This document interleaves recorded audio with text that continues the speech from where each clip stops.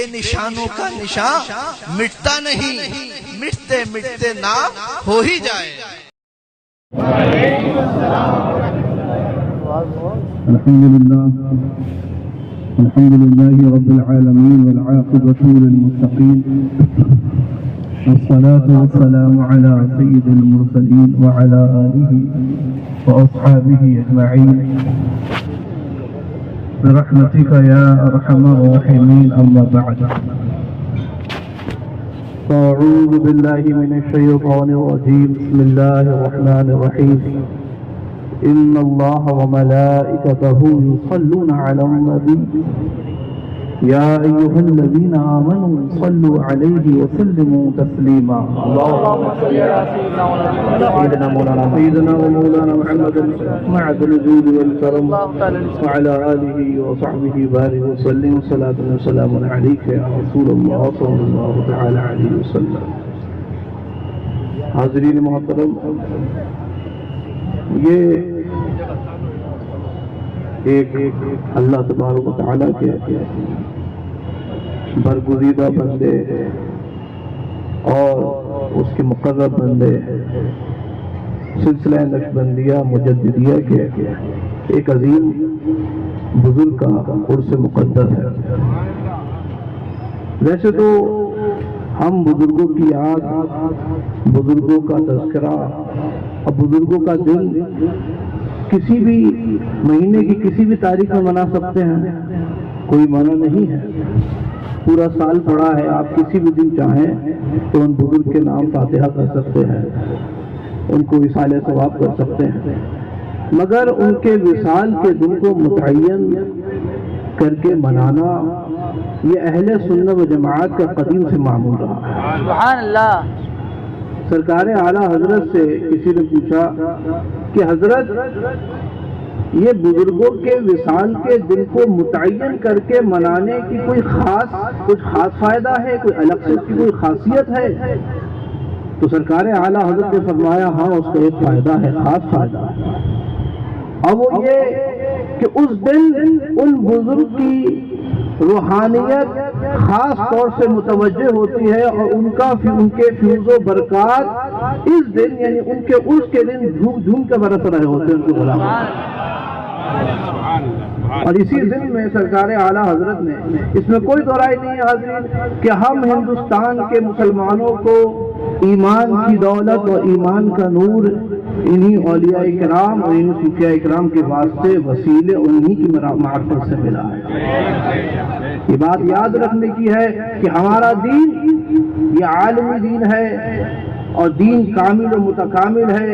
ہمارا دین اور حضور نبی کریم علیہ الصلوۃ والتسلیم کی رسالت صرف عربیوں کے ساتھ خاص نہیں تھی، صرف جزیرہ نما عرب کے لیے خاص نہیں، بلکہ حضور نبی کریم علیہ الصلوۃ والتسلیم کی رسالت عام و تام ہے۔ حضور علیہ السلام سے پہلے دیگر انبیاء کرام تشریف لائے تو وہ خاص قوموں، خاص قبیلوں کے لیے تشریف لائے، مگر حضور نبی کریم علیہ الصلوۃ والتسلیم کی رسالت عام و تام ہے، ہر زمانے اور ہر مکان کے لوگوں کے لیے۔ اللہ فرماتا ہے وَمَا أَرْسَلْنَاكَ إِلَّا كَافَّةً لِلنَّاسِ بَشِيرًا وَنَذِيرًا وَلَكِنَّ أَكْثَرَ النَّاسِ لَا يَعْلَمُونَ۔ اے حبیب، ہم نے تمہیں نہیں بھیجا مگر تمام لوگوں کے واسطے۔ یہاں فرمایا کہ كَافَّةً لِلنَّاسِ، اور اللہ فرماتا ہے قُلْ يَا أَيُّهَا النَّاسِ إِنِّي رَسُولُ اللَّهِ إِلَيْكُمْ جَمِيعًا، کہ اے محبوب تم فرما دو کہ اے لوگوں، میں تم سب کی طرف اللہ کا رسول ہوں۔ یعنی کسی خاص قبیلے کی طرف نہیں، کسی خاص خطے کی طرف نہیں، کسی خاص علاقے کی طرف نہیں، بلکہ تمام بنی آدم کے لیے حضور نبی کریم علیہ الصلوۃ والتسلیم رسول ہے، اور قیامت تک اب کوئی نبی آنے والا نہیں، کوئی رسول آنے والا نہیں۔ تو جب یہ دین کامل و متکامل ہے تو اس دین کو دنیا کے خطے اور کونے کونے میں پہنچانے کی بھی تو کسی کی ذمہ داری ہوگی۔ اللہ نے فرمایا قُلْ هَٰذِهِ سَبِيلِي أَدْعُو إِلَى اللَّهِ عَلَىٰ بَصِيرَةٍ أَنَا وَمَنِ اتَّبَعَنِي۔ اے محبوب تم فرما دو کہ یہ میرا راستہ ہے، میں اللہ کی طرف بلاتا ہوں، میں اب وہ جو میرے قدموں پر چلتے ہیں. سبحان اللہ. اس دین کو دنیا کے کونے کونے میں پہنچانے کی ذمہ داری خود نبی کریم علیہ الصلوۃ والتسلیم کی، اور حضور علیہ السلام کے بعد حضور کے غلاموں کی، حضور کے صحابہ کی، حضور کے متبعین کی، اور حضور کی اتباع کرنے والوں کی یہ ذمہ داری ہے. تو حضور علیہ السلام کے بعد حضور علیہ السلام کے غلام، حضور علیہ السلام کی جانثار، حضور علیہ السلام سے یہ دین اور یہ پیغام لے کر دنیا کے خطے خطے میں پھیل گئے. کوئی کسی کونے میں گیا، کوئی کسی علاقے میں گیا، اور سرزمین ہندوستان میں اس دین کی، دین اسلام کے نور کی شعاؤں کو پھیلانے کا کام انہی اولیاء کرام اور انہی صوفیاء کرام نے کیا، انجام دیا. اور سب سے بڑے پیمانے پر جس شخصیت نے، جس ذات مبارک نے دین کی کو پھیلایا، وہ حضرت خواجہ غریب نواز رضی اللہ تعالیٰ عنہ کی ذات ہے. سبحان اللہ. حاضرین محترم، ارے وہ اور لوگ ہوں گے جو اس سرزمین ہندوستان میں لوٹنے کھسوٹنے کے لیے آئے ہوں گے، وہ اور لوگ ہوں گے جن کو حکومت کی لالچ یہاں کھینچ کر لے کے آئی، مگر یہ اولیاء کرام اور یہ صوفیاء کرام یہ ہندوستان سے کچھ لے جانے کے لیے نہیں بلکہ غریب ہندوستان کو نوازنے کے لیے آئے. واہ واہ واہ واہ. یہ اپنے ساتھ کوئی توپ، کوئی خنجر، کوئی لشکر اور کوئی تلوار تیر کمان لے کر کے نہیں آئے، یہ تو اپنے ساتھ یہ اسلام کی دولت لے کر کے آئے تھے. یہ اس غریب ہندوستان کو اسی دولت سے نوازنے آئے تھے. وہ اور ہوں گے جو اس کو لوٹنے آئے تھے، یہاں سے کچھ لے جانے آئے تھے. آپ غور فرمائیے کہ حضرت بہرائچ کی سرزمین پر حضرت سید سالار مسعود غازی وہ لوٹنے نہیں، نوچنے نہیں بلکہ نوازنے آئے تھے. بنگال کی سرزمین پر حضرت قطب عالم شیخ نور الدین وہ لوٹنے کھسوٹنے نہیں بلکہ نوازنے آئے تھے. حضرت جہاں گشت لوٹنے نہیں بلکہ نوازنے آئے تھے. اور اسی طرح اجمیر کی سرزمین پر حضرت خواجہ غریب نواز وہ لوٹنے نہیں بلکہ نوازنے آئے تھے، وہ غریب نواز بن کر کے آئے تھے. واہ واہ واہ واہ واہ. اور اسی طرح ہمارے یہ بزرگ حضرات سرہند کی سرزمین پر حضرت مجدد الفسانی شیخ احمد فاروقی سرہندی بھی وہ لوٹنے نہیں بلکہ نوازنے آئے تھے. اور اندور کی سرزمین پر حضرت سید شاہ نیاز علی صاحب رحمۃ اللہ تعالی علیہ وہ لوٹنے نہیں بلکہ نوازنے آئے تھے. واہ واہ واہ واہ واہ واہ. سبحان اللہ سبحان اللہ سبحان اللہ سبحان اللہ.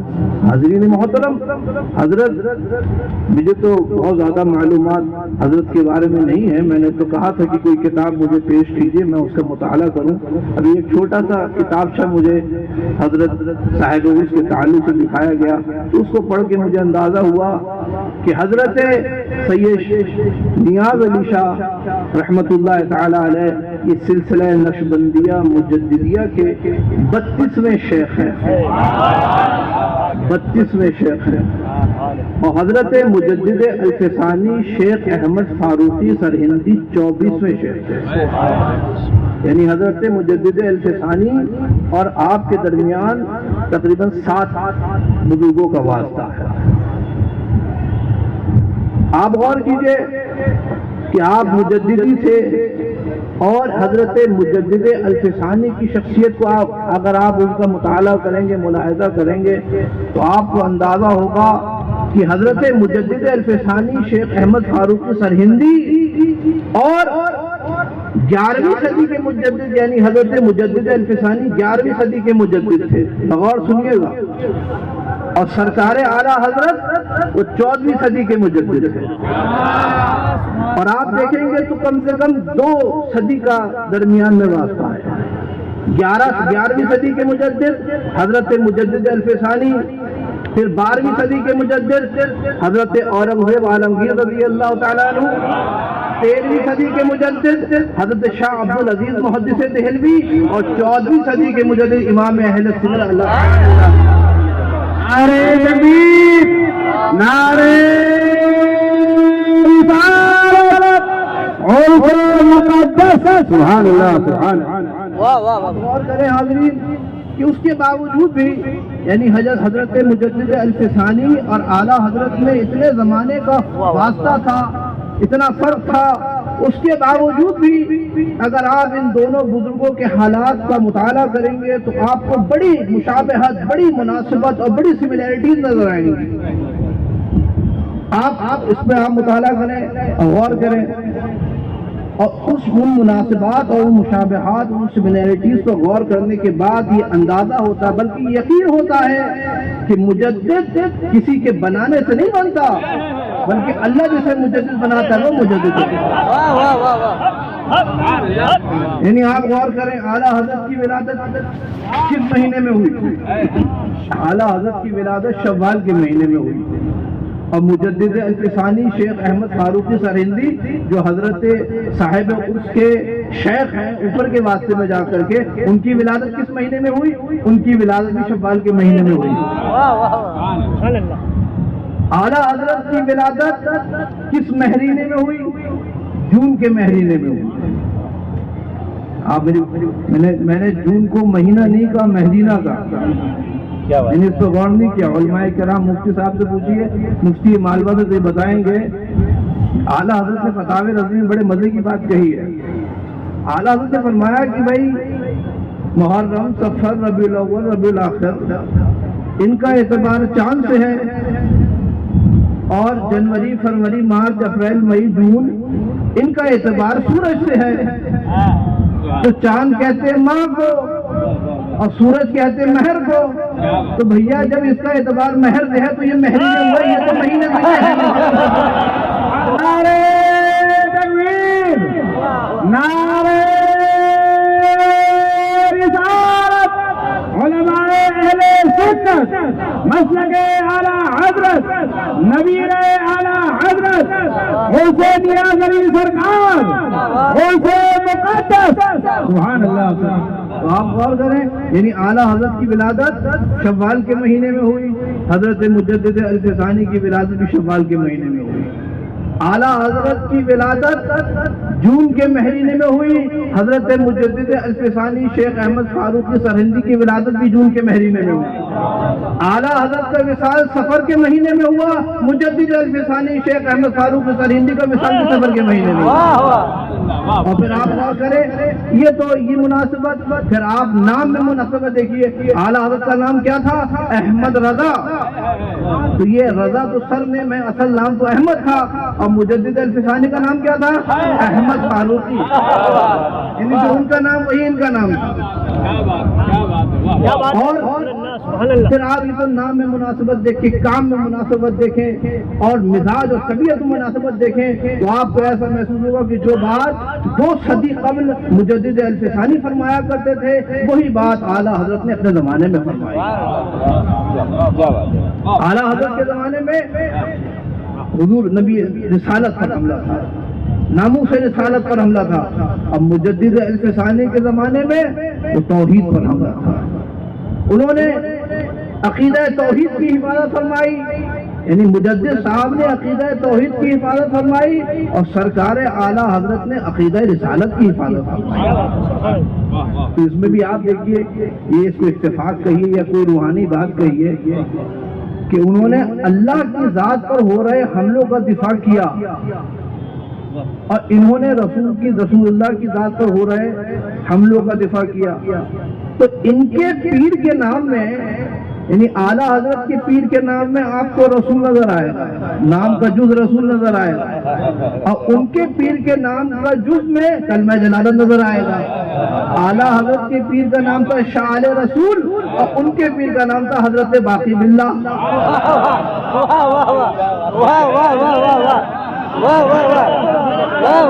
نعرہ تکبیر، نعرہ رسالت، شہزادہ اعلیٰ حضرت، سبحان اللہ، سبحان اللہ۔ یہ اسی سلسلے کے بزرگ ہیں، حضرت شاہ نیاز علی صاحب رحمۃ اللہ تعالی۔ یعنی آپ غور کیجئے، بڑی مناسبت آپ کو نظر آئے گی۔ ان کے زمانے میں دین الہی کا فتنہ اٹھا تھا، حضرت مجدد الفسانی کے زمانے میں، اور اعلیٰ حضرت کے زمانے میں بہت سے فتنوں نے سر اٹھایا۔ اور اعلیٰ حضرت کا مثال جب 1921 عیسوی میں ہوا تو اس زمانے میں ایک ایسی تحریک چل رہی تھی جو دین الہی کی بدلی ہوئی صورت تھی۔ آپ غور کیجیے، تحریک ترک موالات اور تحریک اتحاد کفر و اسلام، تحریک خلافت جو زمانے میں چل رہی تھی، یہ دین اسلام، دین الہی کی بدلی ہوئی صورت تھی۔ جو مجدد الفسانی کے زمانے میں دین الہی چل رہا تھا، کفر و اسلام کے امتیازات کو دور کر رہے تھے، ختم کر رہے تھے، اسی طرح اعلیٰ حضرت کے آخری زمانے میں یہ تحریک چلتی تھی، اس کو تحریک ترک موالات کہا جاتا تھا۔ اس میں کفر و اسلام کے فرق کو مٹایا جا رہا تھا۔ اعلیٰ حضرت نے اس زمانے میں اس کا مقابلہ فرمایا۔ تو ڈاکٹر اقبال کے کچھ اشعار مجھے یاد آتے ہیں حضرت مجدد صاحب کی شان میں، اس کو آپ دونوں مجددوں کو ذہن میں رکھ کے ان اشعار کو سماعت کیجیے۔ یہ صاحب عرس کو خراج عقیدت بہت بہترین طریقے سے پیش ہو رہی ہے کہ ان کے شیخ کا ذکر ان کے عرس میں ہو رہا ہے۔ ڈاکٹر اقبال کہتے ہیں حاضر ہوا میں شیخ مجدد کی لحد پر، حاضر ہوا میں شیخ مجدد کی لحد پر، وہ خاک کے زیر فلک ہے مطلع انوار، وہ خاک کے زیر فلک ہے مطلع انوار، اور اس خاک کے ذروں سے شرمندہ ہیں ستارے، اس خاک کے ذروں سے شرمندہ ہیں ستارے، اس خاک میں پوشیدہ ہے وہ صاحب اسرار، اور گردن نہ جھکی جس کی جہانگیر کے آگے، گردن نہ جھکی جس کی جہانگیر کے آگے، اس کو یوں بھی پڑھ سکتے ہیں، گردن نہ جھکی جس کی کسی طاغی کے آگے۔ اعلیٰ حضرت کو ذہن میں رکھ کے آپ پڑھ سکتے ہیں، گردن نہ جھکی جس کی کسی طاغی کے آگے، جس کے نفس گرم سے ہے گرمی احرار، اور وہ ہند میں سرمایہ ملت کا نگہباں، اللہ نے کیا جس کو بر وقت خبردار۔ حاضرین محترم، یہ وہی ہمارے بزرگ ہیں، حضرت مجدد الفسانی شیخ احمد فاروقی سرہندی جو 11ویں صدی کے مجدد تھے، اور حضرت سرکار اعلیٰ حضرت جو 14ویں صدی کے مجدد ہیں۔ اور ایک آپ کو میں جزوی فضیلت سرکار اعلیٰ حضرت کی اور بتاؤں، یہ کوئی کلی فضیلت نہیں، جزوی فضیلت ہے، اس سے کوئی کسی سے افضل نہیں ہو جاتا، لیکن میں آپ کو جزوی فضیلت بتاؤں اعلیٰ حضرت کی ایک امتیاز۔ آپ غور فرمائیں کہ اللہ کے رسول صلی اللہ تعالی علیہ وسلم نے فرمایا کہ ان اللہ یبعث لهذه الامه على راس كل 100 سنه من يجدد لها دینها۔ بڑی مشہور و معروف حدیث پاک ہے جو آپ سب لوگوں نے بارہا سنی ہے کہ اللہ تبارک و تعالی ہر 100 سال کے سرے پر، ہر صدی کے سرے پر، ابتدا یا انتہا جو چاہے ترجمہ کر لیں، ایک مجدد کو مبعوث فرماتا ہے جو دین کو تر و تازہ کر دیتا ہے، جو دین کی تجدید فرماتا ہے۔ تو بعض علماء کرام نے اس حدیث کی شرح میں فرمایا کہ ہر زمانے میں صرف ایک مجدد ہوگا، دوسرا مجدد نہیں، وہ ایک زمانے میں ایک مجدد ہوگا، مگر جمہور علماء کرام کا قول اس کے برخلاف ہے۔ وہ کہتے ہیں کہ نہیں، ایک زمانے میں کئی ایک مجدد ہو سکتے ہیں، بلکہ ہوئے ہیں۔ اب آپ غور کیجئے، میرے ساتھ گنیے، پہلی صدی کے مجدد حضرت عمر ابن عبدالعزیز رضی اللہ تعالی عنہ، اور دوسری صدی کے مجدد حضرت امام شافعی۔ ان کو چھوڑ کر کے، یعنی حضرت عمر ابن عبدالعزیز یہ اپنے زمانے میں بلا شرکت غیر مجدد تھے، ان کے زمانے میں کوئی اور مجدد نظر نہیں آتا۔ اور دوسری صدی کے مجدد حضرت امام شافعی رضی اللہ تعالیٰ عنہ تھے، ان کے زمانے میں بھی امام شافعی کے علاوہ کوئی دوسرا مجدد نظر نہیں آتا۔ لیکن اس کے بعد سے اگر آپ دیکھیں گے تو ہر زمانے میں کئی ایک مجدد نظر آتے ہیں، تیسری صدی میں، چوتھی صدی میں، پانچویں صدی میں، چھٹی صدی میں، اور اسی طرح چھٹی صدی کے مجدد، پانچویں صدی کے مجدد اگر امام غزالی تھے تو حضرت غوث اعظم شیخ عبد القادر جیلانی بغدادی رضی اللہ تعالیٰ عنہ اسی زمانے کے مجدد تھے، بلکہ ان کا مقام و مرتبہ تو مجدد دین سے بڑھ کر محی دین کا تھا۔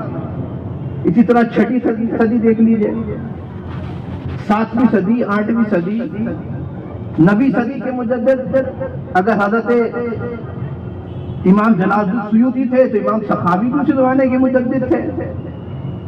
10ویں صدی کے مجدد بہت سارے مجددین کے نام مجھے فی الحال ذہن میں نہیں ہے. 11ویں صدی کے مجدد اگر حضرت مجدد الفسانی شیخ احمد فاروق سرہندی رضی اللہ تعالیٰ عنہ تھے تو حضرت شیخ عبدالحق محدث دہلوی بھی اسی زمانے کے مجدد تھے. 12ویں صدی کے مجدد اگر حضرت اورنگزیب عالمگیر رضی اللہ تعالیٰ عنہ تھے تو حضرت قاضی محب اللہ بہاری بھی اسی زمانے کے مجدد تھے. 13ویں صدی کے مجدد اگر حضرت شاہ عبدالعزیز محدث دہلوی تھے تو علامہ احمد زینی دہلان مکی بھی اسی زمانے کے مجدد تھے.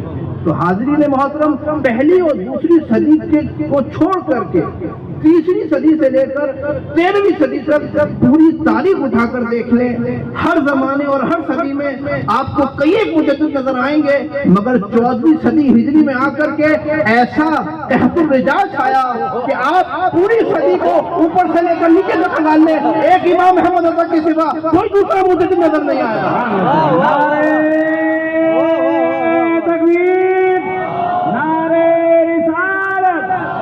سبحان اللہ سبحان اللہ. تو یہ اعلیٰ حضرت 14ویں صدی ہجری کے بلا شرکت غیر مجدد اعظم کا نام ہے. آپ بتا دیجئے کہ بر صغیر میں کسی ایک شخصیت کا نام بتا دیجئے کہ جس پر اہل حق کا اتفاق ہوا اعلیٰ حضرت کے علاوہ. ورنہ کہنے کو تو دیوبند کے اشرف علی تھانوی کو بھی مجدد کہتے ہیں، نعوذ باللہ. اس کو تو ہم مسلمان نہیں مانتے اور وہ مجدد کہتے ہیں. تو اہل حق کا جن پر اتفاق ہوا ہو اس کو آپ بتائیے. عالم عرب میں حضرت علامہ یوسف بن اسماعیل نبہانی کو بھی علماء کرام نے مجدد کہا، مگر وہ علامہ یوسف بن اسماعیل نبہانی بھی اعلیٰ حضرت کو اپنا سردار فرماتے ہیں. لیکن بر صغیر ہند و پاک میں اعلیٰ حضرت کے سوا کوئی دوسرا مجدد نظر نہیں آتا پوری 14ویں صدی ہجری. تو اعلیٰ حضرت اپنے زمانے میں بلا شرکت غیر مجدد اعظم کا نام ہے. تو ہم یہ پڑھنے میں حق بجانب ہیں کہ اوروں نے تو لکھا ہے بہت دل میں دی پر جو کچھ ہے اس صدی میں وہ تنہا رضا ہے. وادی رضا کی تو ہے ہمالا رضا کا ہے جس سے دیکھیے وہ علاقہ رضا.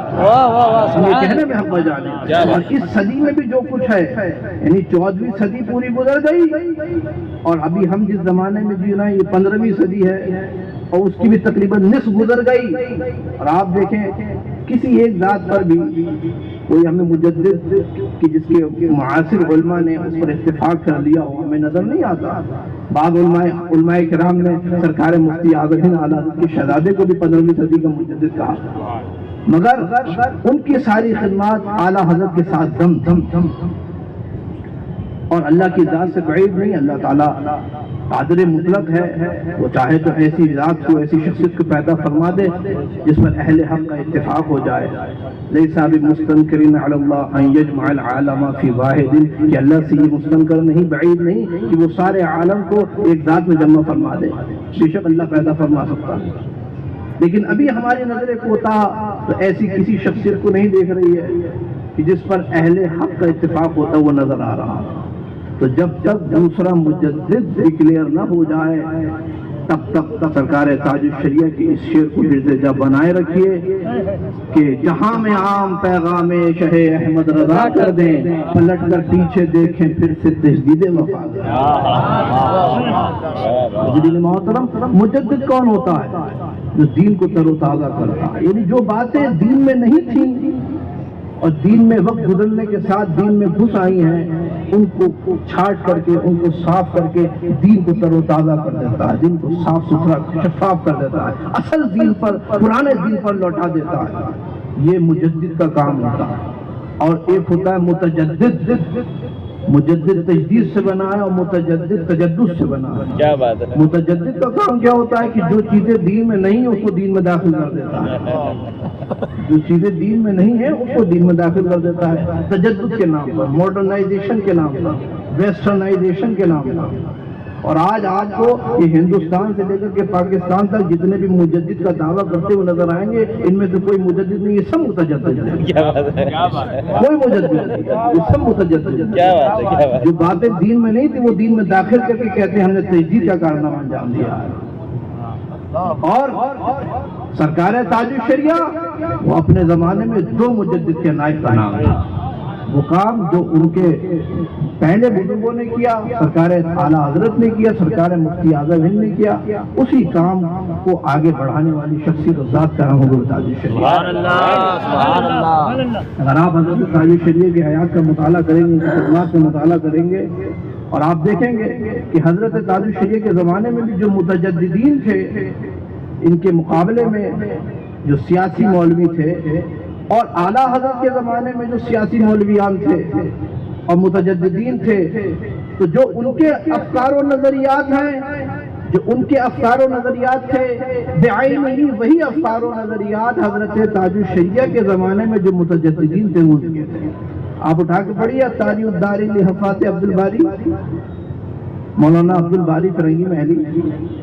میں اس سے بحث نہیں کرتا، علماء کرام اگر جانتے ہوں کہ انہوں نے توبہ کر دی تھی، پھر توبہ کے بعد توبہ سے توبہ کر دی تھی، بہت ساری توبہ، ان توبہ کا مسئلہ ان کا معمہ ہے، لیکن بہرحال جو ان کے افکار و نظریہ تاج الداری لحفاظ عبد الباری کتاب میں مرقوم ہے، اس کے بنیاد پر میں عرض کرتا ہوں کہ مولانا عبد الباری فرنگی محلی یہ بھی اسی ٹولے کے تھے متجددین میں۔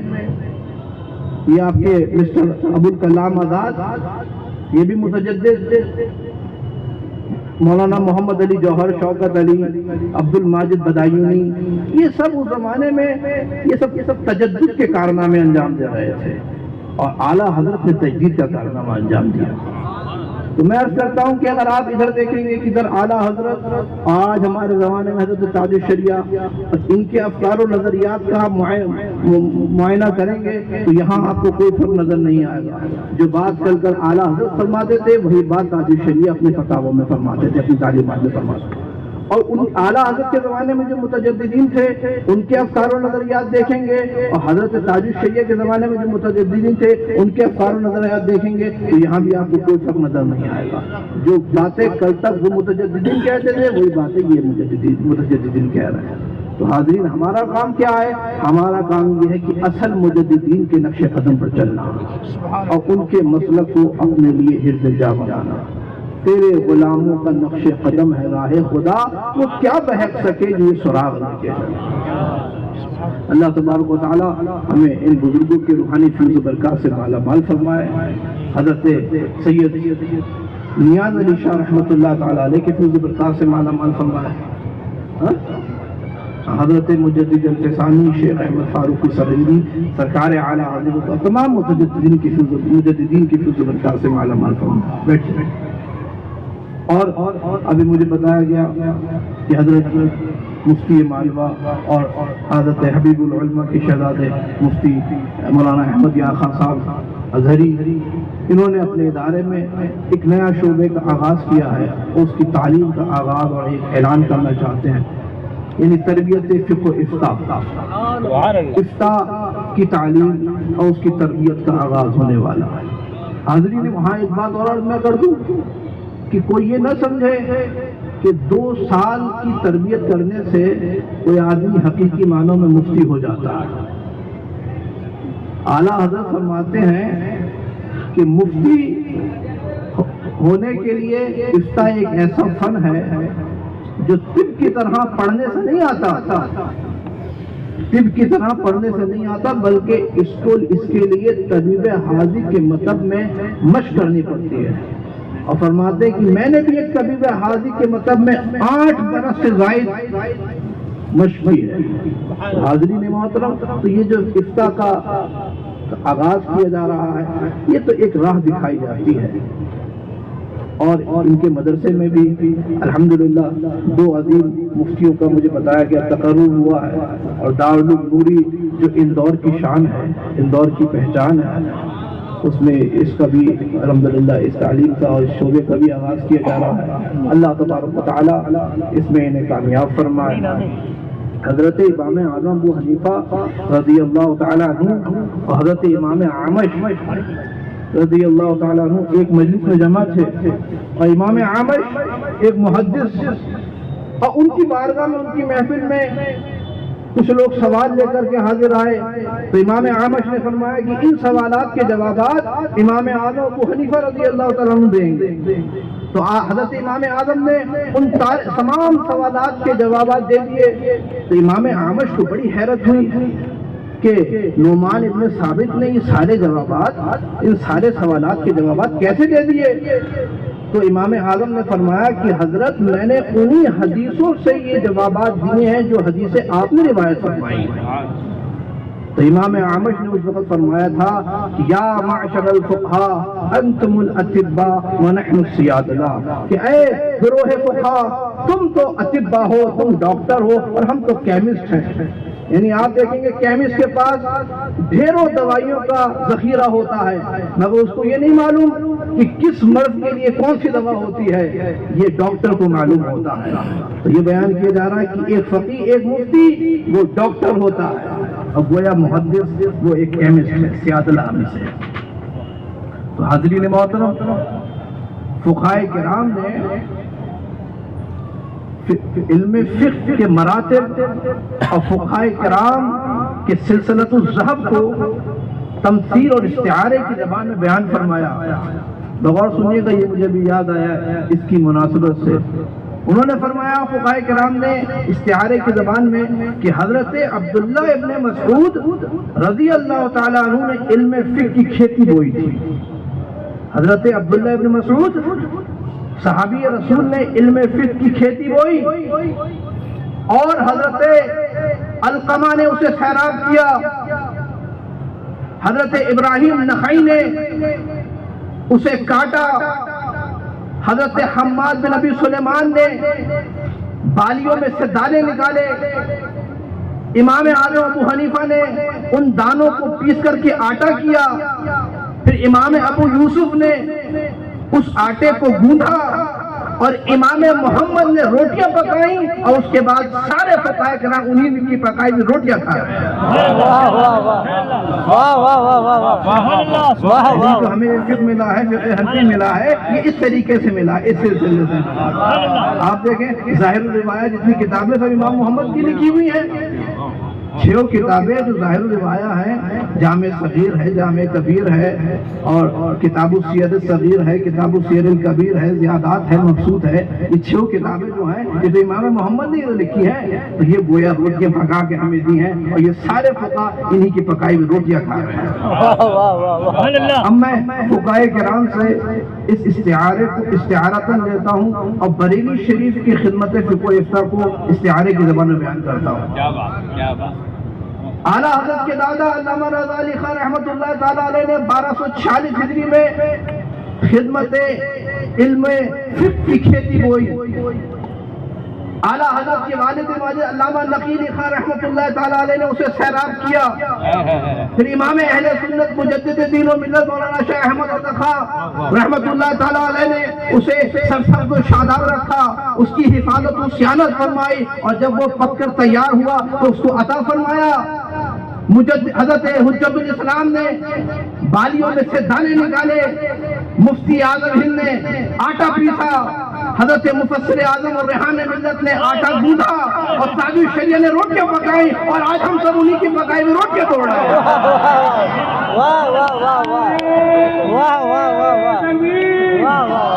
نعرہ رسالت، علماء اہل سنت، اعلیٰ حضرت نبی اعلیٰ حضرت حسین مقدس حسین نیاز علی سرکار، سبحان اللہ سبحان اللہ، یہی ہمارا سلسلہ ہے۔ سبحان اللہ۔ آج بریلی شریف کا فیضان بھی علم فقہ کے طور پر بھی علماء کرام کو بٹتا ہے۔ کون سا ایسا آج مفتی ہے جو بغیر فتاوی رضویہ کی مدد سے کوئی تحقیق کر سکتا ہے؟